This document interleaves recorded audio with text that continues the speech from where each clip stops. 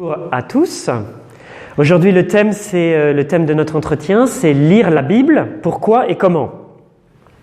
Parfois, chez les catholiques, on n'accorde pas toute l'importance qu'il faudrait à la parole de Dieu, à l'écriture. Pourtant, Saint Jérôme, vous savez, un grand saint qui a vécu au IVe siècle, s'est retiré à la fin de sa vie à Bethléem et il a passé peut-être 20 ans à traduire la Bible du grec et de l'hébreu vers le latin. Et il avait cette phrase: l'ignorance des Écritures, c'est l'ignorance du Christ. C'est-à-dire qu'on ne peut pas dire « je connais Jésus, j'aime Jésus » si je ne connais pas la Bible. Si j'ignore l'Écriture, si j'ignore la Bible, eh ben c'est comme si j'ignorais Jésus.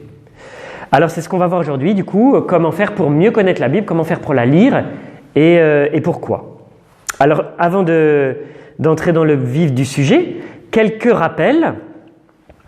Tout d'abord, la Bible n'est pas un livre, mais une bibliothèque de livres. Nous, c'est depuis qu'on a des gros livres, c'est-à-dire depuis l'époque moderne, qu'on a rassemblé tous les livres dans un seul, mais en fait dans la Bible, il y a 46 livres de l'Ancien Testament et 27 livres du Nouveau Testament, ce qui fait un total de 73 livres. C'est pour ça que quand on lit une parole de Dieu, on dit lecture du livre de Jérémie, du prophète Jérémie par exemple. Voilà. Deuxième chose, c'est un livre précieux. Le psaume dit que la parole est plus précieuse que l'or. Voyez ? Elle a été écrite sur plus de 1000 ans, l'ensemble de la Bible, par plus de 40 auteurs différents. Certains étaient des rois, d'autres des savants, d'autres des philosophes, des poètes, des historiens, même un percepteur d'impôts, Saint Matthieu, un médecin, Saint Luc, ou un fabricant de tentes, Saint Paul. Il y a aussi beaucoup dans la Bible de styles différents. On appelle ça des styles littéraires. Par exemple, poétique, historique, il y a des lois, il y a aussi des proverbes, il y a des textes qui sont de style apocalyptique, d'autres du style parabolique, des paraboles. Il y a aussi des rituels où on explique comment faire pour prier, pour faire ceci, pour faire cela dans l'Ancien Testament par exemple. Il y a aussi des lettres.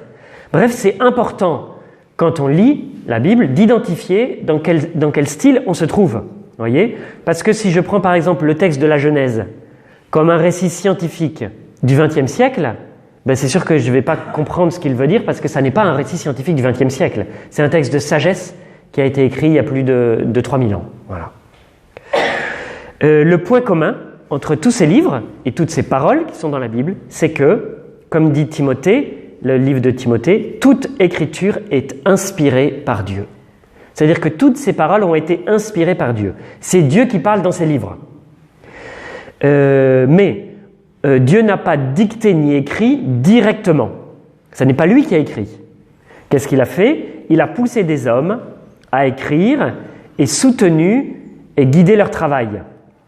Alors la question c'est, est-ce que du coup la Bible est une œuvre humaine ou est-ce que c'est l'œuvre de Dieu ? Eh bien la réponse c'est de dire c'est un peu comme la Tour Eiffel. Vous voyez la Tour Eiffel ? Qui l'a conçue ? L'ingénieur Gustave Eiffel. Qui l'a construite ? En fait, Gustave Eiffel n'a pas construit la Tour Eiffel lui-même, il l'a fait construire. Il l'a fait construire par des personnes et du coup on peut dire que c'est à la fois 100% son œuvre, à lui, et en même temps 100% l'œuvre d'ouvriers. Eh bien c'est un peu la même chose pour la Bible, c'est 100% l'œuvre de Dieu, qu'il a voulu, qu'il a désiré, qui a inspiré les auteurs, et en même temps il a utilisé des auteurs humains dans la pleine possession de leurs moyens qui l'ont écrite. Du coup on peut dire que c'est à la fois l'œuvre des hommes qui l'ont écrit et 100% l'œuvre de Dieu. On peut dire que la Bible a Dieu pour auteur. Le Concile Vatican II le dit, l'Église le dit, la Bible a Dieu pour auteur. Mais il faut toujours avoir en tête que Dieu est passé par des hommes pour écrire la Bible. Alors, premier constat, l'écriture peut sembler pauvre, rebutante au premier abord. C'est l'expérience que va faire un très grand saint qui s'appelle Saint Augustin.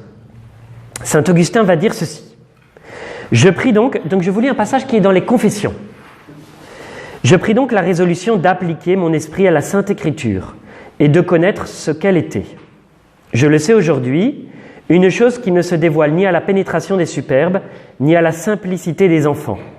Entrée basse, voûte immense, partout un voile de mystère. Et je n'étais pas capable d'y entrer, ni de plier ma tête à son allure.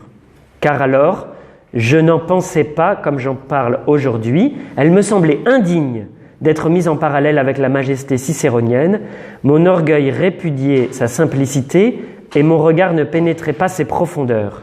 Et c'était pourtant cette écriture qui veut croître avec les petits, mais je dédaignais d'être petit, enflé de vaine gloire, je me croyais grand. Alors j'explique un peu ce que veut dire saint Augustin. Saint Augustin dit, un jour de ma vie, en fait saint Augustin cherche Dieu et ça ne va pas si bien que ça dans sa vie. Et il se dit, je vais lire la Bible. Donc il s'y met, sauf que il ne trouve pas ça intéressant. Il dit, je n'étais pas capable d'entrer dans l'écriture. Il dit, pour entrer dans l'écriture, il faut baisser la tête. Vous avez entendu cette expression, il faut baisser la tête. Il faut être humble. Donc il dit, je n'étais pas humble, je me croyais grand, j'étais orgueilleux. Et donc je n'arrivais pas à entrer dans la Bible. Il dit une deuxième chose. Il dit, elle me semblait indigne d'être mis en parallèle avec la majesté cicéronienne. Qu'est-ce qu'il veut dire? Saint Augustin, c'est un homme qui connaît les lettres et les grands poètes. Cicéron, c'est un très grand écrivain classique. Et il dit, quand je compare Cicéron et la Bible, je trouve que la Bible, c'est nul. C'est moi qui exagère un peu, mais il dit ça. Il dit, je trouve que c'est pas aussi beau que les grands poètes classiques, que Cicéron. Et du coup, ça me rebute. Je trouve pas ça intéressant. Donc, il pointe un trait qui est l'écriture, elle est parfois pauvre, vous voyez. Si on la compare avec Molière, avec les grands, vous voyez, avec les grands auteurs, elle peut sembler pauvre, insignifiante. Et alors il dit enfin, et pourtant cette écriture croît, grandit avec les petits. Entrée basse, voûte immense. Qu'est-ce qu'il veut dire? Il veut dire, pour entrer dans l'écriture, il faut reconnaître qu'on est petit, qu'on est pauvre devant Dieu. Du coup, s'abaisser. L'entrée de l'écriture, elle est comme une petite porte basse. Et quand on entre dedans, qu'est-ce qu'on voit? Que c'est comme une grande cathédrale avec des voûtes immenses.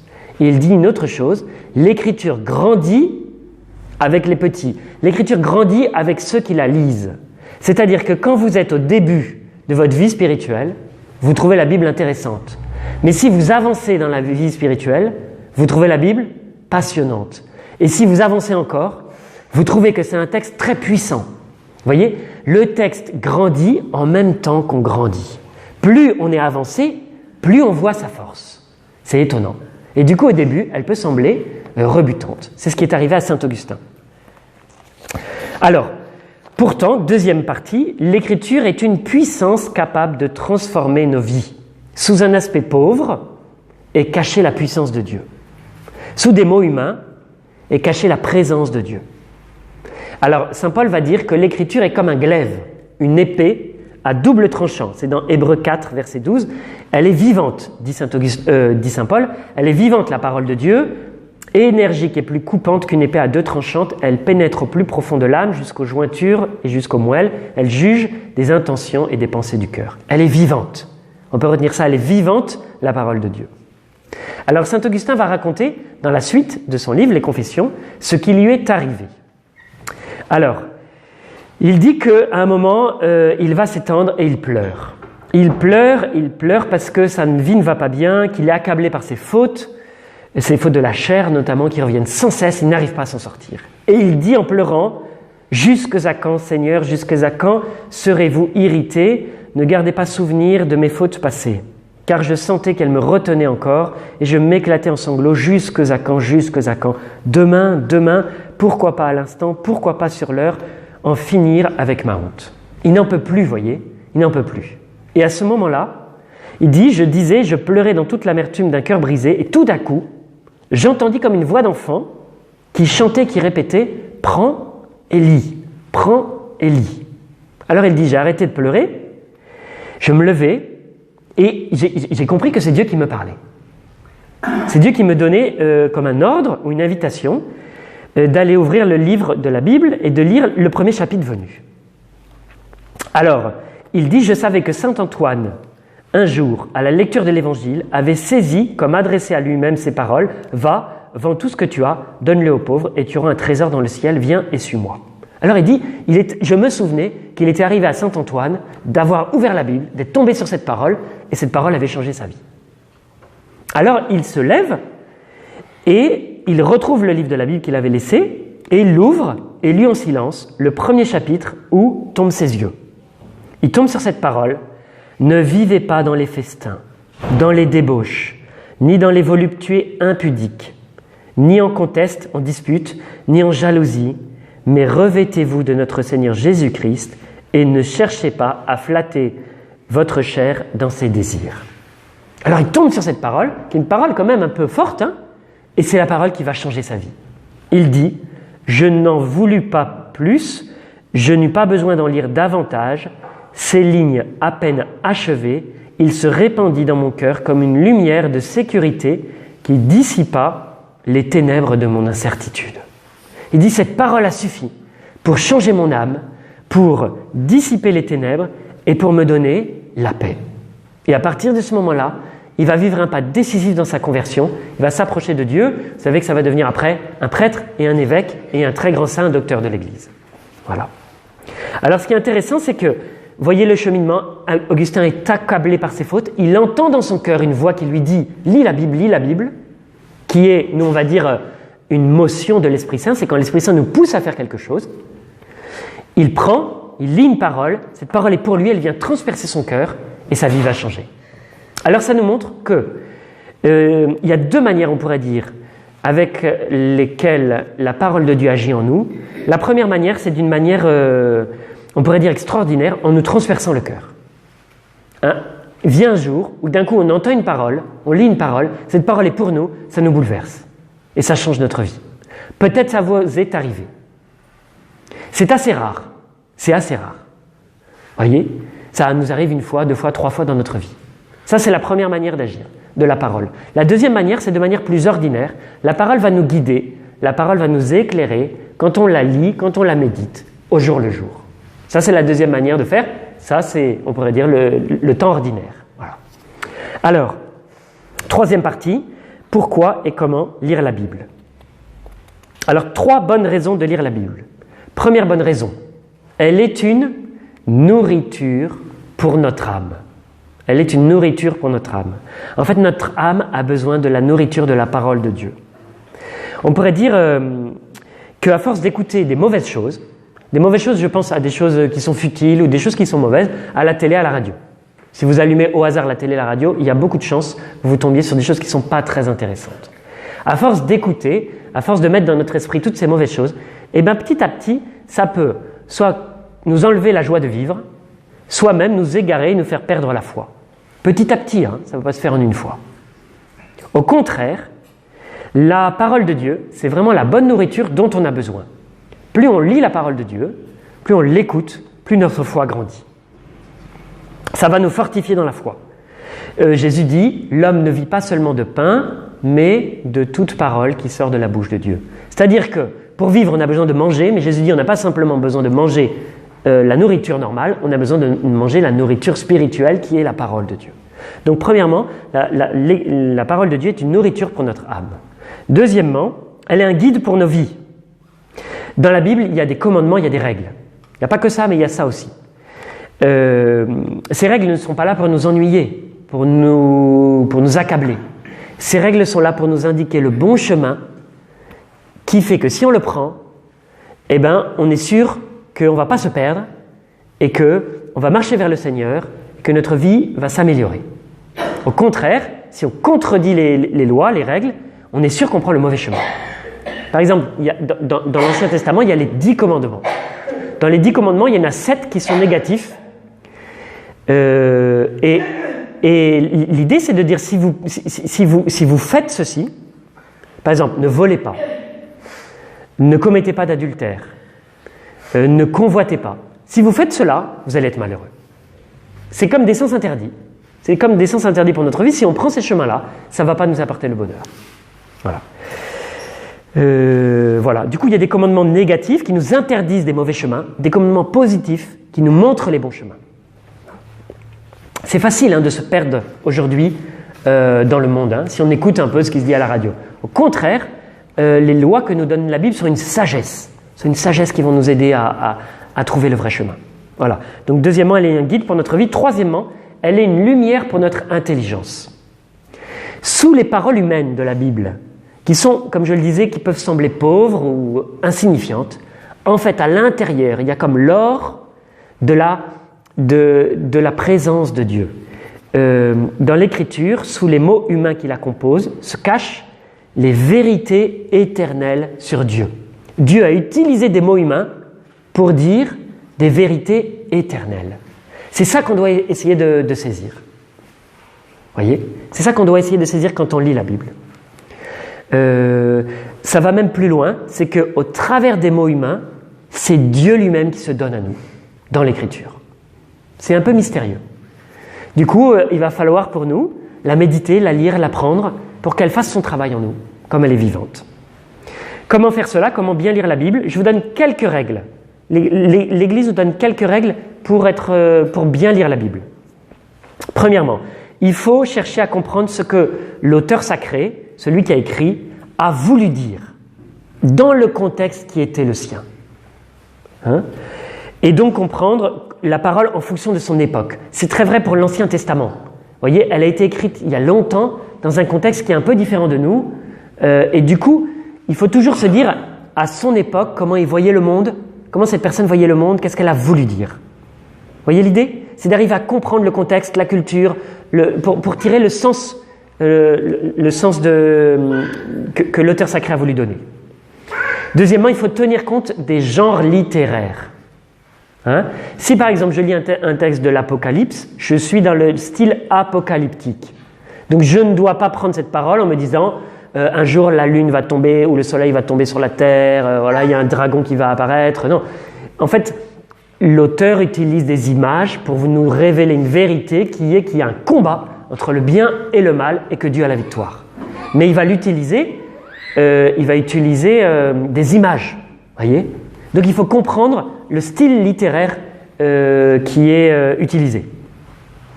Troisième règle, il faut comprendre l'Écriture dans sa globalité, dans son unité. Si je trouve un verset qui semble contredire tout ce que Jésus a dit avant, eh ben je peux me dire je comprends mal ce verset. Je ne peux pas sortir comme ça un verset, je dois comprendre le sens général. Par exemple, le commandement d'amour, on voit qu'il progresse au fur et à mesure dans la Bible. Au départ, il y a la loi du talion. Œil pour œil, dent pour dent. Puis on voit qu'après ça progresse.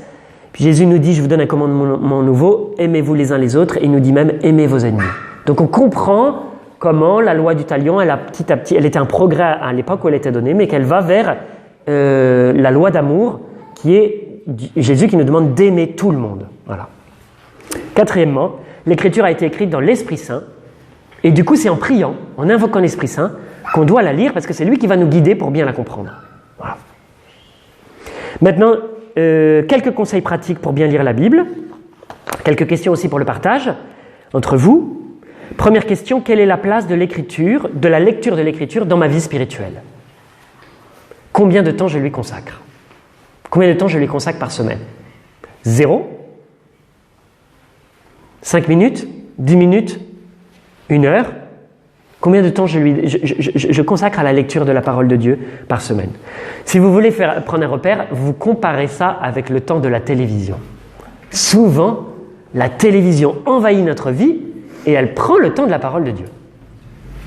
Alors l'effort, c'est fermer la télévision ou fermer l'ordinateur et ouvrir la Bible. Voilà. Alors comment augmenter ce temps ? Quelques suggestions. Par exemple, lire de façon continue un évangile. Du début à la fin. Peut-être vous avez déjà fait ça, peut-être vous n'avez jamais fait ça. C'est intéressant. L'évangile de Marc, c'est le plus court. On peut le lire en 1h30. Ou 2 heures si vous lisez lentement. Ça veut dire qu'en 2 semaines, si vous lisez 10 minutes par jour, vous aurez lu l'évangile de Marc en entier. Donc c'est une suggestion. Vous pouvez aussi lire tous les jours l'évangile proposé par la liturgie. Par exemple, il y a des revues, Priez en Église, Magnificat, ou alors des applications sur les téléphones, l'Évangile au quotidien, AELF, qui nous donnent chaque jour la lecture du jour. Ça, c'est pas mal aussi. Ça nous donne, en plus, une lecture en fonction du temps liturgique, des lectures de l'Avent pendant le temps de l'Avent, enfin voilà. Du coup, prendre un petit temps, lire l'Évangile de chaque jour, ça prend quoi ? 5 minutes. 5 minutes. Voilà. Autre suggestion, méditer en avance les lectures du dimanche. Le dimanche, il y a 3 lectures. Première lecture, psaume. Deuxième lecture, évangile. Et alors, la première lecture est choisie pour entrer en résonance avec l'évangile. Peut-être vous ne savez pas ça, mais donc normalement, enfin c'est pas normalement, c'est la première lecture et l'évangile s'éclairent l'un l'autre. Donc si vous voulez faire un petit travail préparatoire au dimanche, vous pouvez lire lire toutes les paroles du dimanche et méditer et bien regarder comment la parole qui est donnée en première lecture peut éclairer l'évangile ou comment l'évangile peut éclairer la parole donnée en première lecture. La deuxième lecture est parfois choisie de façon indépendante ou pas. Donc parfois elle n'a pas de rapport. Voilà. Donc ça c'est une autre suggestion. Encore une autre suggestion, ça serait par exemple prendre 30 minutes pour lire la Bible tous les jours, pour lire la Bible en entier. Alors là, si vous prenez 30 minutes par jour, peut-être ça peut prendre 2 ans de lire la Bible en entier. Dans ces cas-là, il faut prendre un programme. Il y a ça sur Internet pour alterner Ancien Testament, Nouveau Testament, pour éviter de commencer à la Genèse et puis on s'arrête au Lévitique, si vous voulez, parce que le Lévitique, oulala, c'est vraiment difficile. Alors dans ces cas-là, on alterne un livre de l'Ancien, un livre du Nouveau, et voilà. Je crois que pour lire la Bible, à peu près, si vous lisez 1 heure par jour, eh ben, vous la lisez en 1 an. Donc ça montre que c'est très long. Autre suggestion, rejoindre le parcours biblique qui a lieu sur notre paroisse, à peu près le vendredi tous les 15 jours, pour arriver à mieux comprendre l'Écriture. Voilà, ça c'est se former. Ça c'était, quelle est la place de la lecture de l'Écriture dans ma vie? Et deuxième question, comment est-ce que je fais pour garder et méditer la parole de Dieu? L'idée, c'est qu'il y a des paroles qui nous touchent. Si on ne les note pas, si on ne les garde pas, qu'est-ce qui se passe? On les oublie. On les oublie. Donc Dieu nous parle et nous, on oublie. Ça, c'est un problème. Alors, je vous invite du coup à noter dans un petit carnet les paroles qui vous touchent. Ça peut être des paroles de l'Écriture. Ça peut être aussi, vous savez que la parole de Dieu, c'est plus large que l'Écriture. C'est-à-dire qu'on peut considérer que Dieu nous parle au travers des frères et des sœurs, au travers du prêtre, voilà. Et du coup, parfois, on reçoit des paroles de Dieu dans l'homélie, dans un enseignement, par un frère ou une sœur qui nous dit quelque chose. Et on nous dit, ça, c'est vraiment Dieu qui m'a dit quelque chose. Dans ces cas-là, vous notez ce qu'il vous a dit. À quoi ça sert? Ça sert à le garder, à le mémoriser, à le méditer. Donc, première suggestion, notez sur un petit carnet les paroles de Dieu qui me touchent. Deuxième chose, apprendre par cœur certaines paroles. Certaines paroles me sont données vraiment pour me guérir. Parfois, on a tous des difficultés, des problèmes, parfois j'ai des peurs, parfois j'ai des souffrances, parfois j'ai des tristesses, parfois j'ai des combats. Disons, j'ai des combats. Et bien Dieu me donne, je pense qu'on peut demander à Dieu une parole pour m'aider dans ce combat. Saint Paul, il dit, la parole de Dieu est comme un glaive, une épée pour me défendre dans le combat. Et donc, le Seigneur me donne des paroles qui vont être bonnes pour moi et que je vais pouvoir garder toute ma vie, pendant 100 ans. Du coup, ces paroles-là sont très importantes. On peut les retenir, les apprendre, on les lit plusieurs fois, à la fin on les sait, et quand vient le moment du combat, on les répète. Et ça nous apaise, ça nous donne la paix. Par exemple, ça peut être « Tu as du prix à mes yeux et je t'aime », parce qu'on ne se sent pas aimé. Du coup, chaque fois qu'on lit cette parole, ça nous fait du bien. Ça nous rappelle que Dieu nous aime de façon inconditionnelle. Ça peut être « N'aie pas peur », parce qu'on a souvent des peurs. On dit que dans la Bible, il y a 365 fois « N'ayez pas peur ». Comme si la parole nous était donnée une fois chaque jour, pour tous les jours de l'année. Vous voyez? Donc chacun peut connaître quelle est la parole que Dieu... Je ne sais pas si peut-être vous pouvez faire ce petit travail de vous dire si j'avais une parole qui m'a vraiment touché, qui est une parole que je peux garder depuis longtemps, ça serait laquelle? Ce que vous arrivez à dire. C'est très important ça. Hein? Et du coup de méditer cette parole.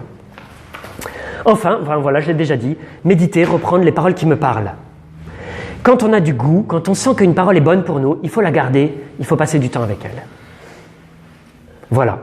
Alors tout ça pour vous inviter à reprendre ce grand livre qui est l'Écriture, qui nous est donné. Parfois on dit Dieu ne me parle pas. Ben en fait Dieu m'a parlé. Il m'a dit toute la Bible. Voilà. Alors c'est à moi de l'ouvrir, de prendre du temps et à noter. Alors que le Seigneur vous bénisse et vous donne la force pour avancer dans la lecture de la Bible. Amen.